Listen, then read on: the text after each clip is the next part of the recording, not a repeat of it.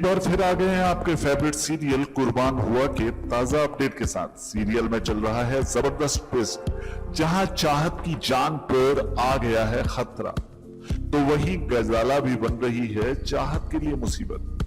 वो देखना चाहती है ब्यास जी की बहू का चेहरा, क्योंकि गजाला कर चुकी है ब्यास जी के घर में एंट्री। दरअसल गजाला चाहत के पिता डॉक्टर वेग का सारा पैसा और जेवर लेकर अस्पताल से भागने के फिराक में थी। तभी नील और आलेख उसे पकड़ लेते हैं और लेकर जाते हैं ब्यास जी के पास।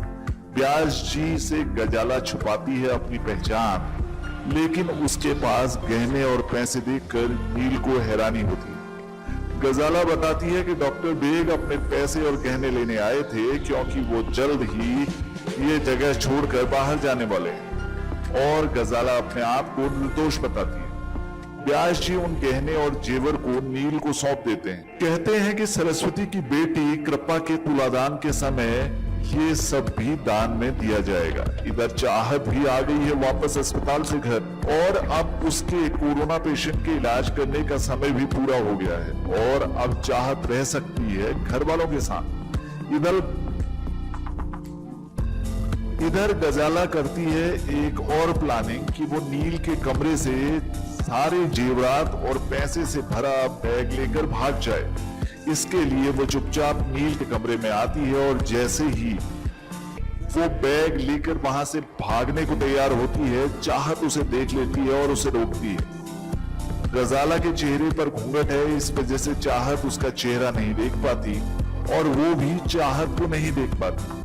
पर चाहत की आवाज से उसे शक होता है, और वो किसी भी तरह चाहत से बहाना बनाकर पैसों का बैग छोड़कर वहां से भाग निकलती है। इधर कृपा के तुलादान की तैयारी होनी है, और चाहत भी इस तुलादान में शामिल हो रही है। ब्यास जी ने निर्णय लिया है कि चाहत कृपा को लेकर तराजू के एक हिस्से में बैठेगी, और दूसरे हिस्से में दान किए जाने वाला सामान रखा जाएगा। अब यहाँ पर गजाला चलती है एक और चाल, जिससे साफ हो जाए कि आखिर ब्यास जी की बहू कौन है।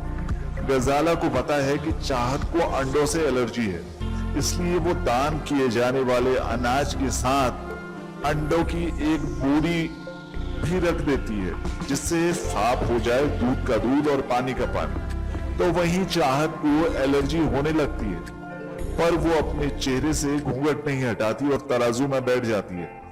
इसके बाद चाहत को पता चलता है एक बहुत बड़ा षड्यंत्र, जो ब्यास जी समेत सभी घर वालों की जान लेने के लिए बनाया हुआ है। चाहत को पता चलता है कि पूजा के बाद दिया जाने वाला पंचामृत जहरीला है, यानी उस पंचामृत में किसी ने जहर मिलाया है। इस बात को वो नील और ब्यास जी को बताती है। उसकी बात पर ना तो ब्यास जी को यकीन होता है और ना ही नील को, और ब्यास जी पंचामृत में जहर नहीं है इस बात को प्रूव करने के लिए पंचामृत का गिलास ले लेते हैं अपने हाथ में, और पीने को हो जाते हैं तैयार।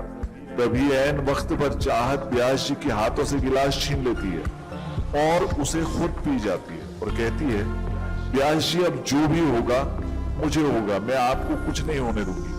ब्यास जी चाहत से नाराज हो जाते हैं और कहते हैं, तुम बेवजह जहर होने की कल्पना कर रही हो, और वहां से चले जाते हैं।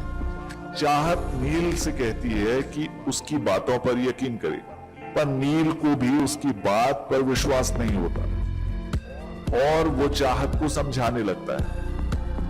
वो बोल ही रहा होता है कि चाहत नीचे गिर जाती है। जब नील अपनी बात खत्म करके पीछे की तरफ मुड़ता है, तो उसे दिखाई देती है जमीन पर गिरी हुई चाहत। वो काफी घबरा जाता है, क्योंकि पंचामृत में वाकई जहर था। तो किसने मिलाया इस पंचामृत में जहर, और क्या गजाला ने किया है ये काम, या फिर आलेख और मामी है इसके पीछे?